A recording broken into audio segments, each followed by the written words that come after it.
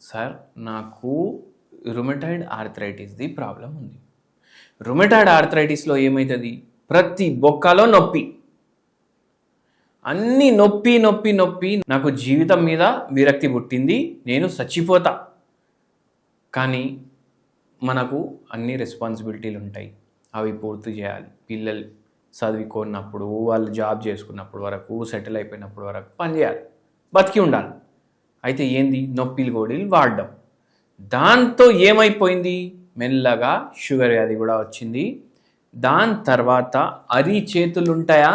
ఈ అరిచేతుల్లో విపరీతంగా మంటలు.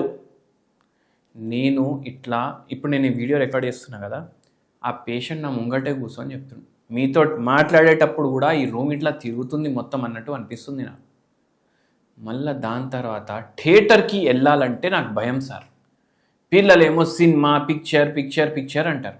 ఆడికి పోయి కూర్చుంటే స్క్రీనే మొత్తం నా ముంగట తిరుగుతుంది అన్నట్టు అనిపిస్తుంది నాకు. ఇది ఎందుకైతుంది తెలుసా మీకు? ఒకటి బీపీపీవి అంటే వర్టిగో ప్రాబ్లం తోటి. ఇది ఒక్కొక్కసారి దేనితో అవుతుందో అర్థం కాదు. చెవుల ప్రాబ్లం వల్ల అవుతుందో అర్థం కాదు. మెడ నరాల్లో ప్రాబ్లం అవుతుందా అది కూడా అర్థం కాదు. ఒక్కొక్కసారి రిపోర్ట్లు కూడా అన్నీ నార్మల్ అవుతాయి. కానీ ఈ పేషెంట్కి రుమటాయిడ్ ఆర్థరైటిస్ ఉంది. దానివల్ల ఈ మెడ ఏవైతే వర్టిబ్రే ఉంటాయి కదా అవి ఎఫెక్ట్ అయిపోయినాయి.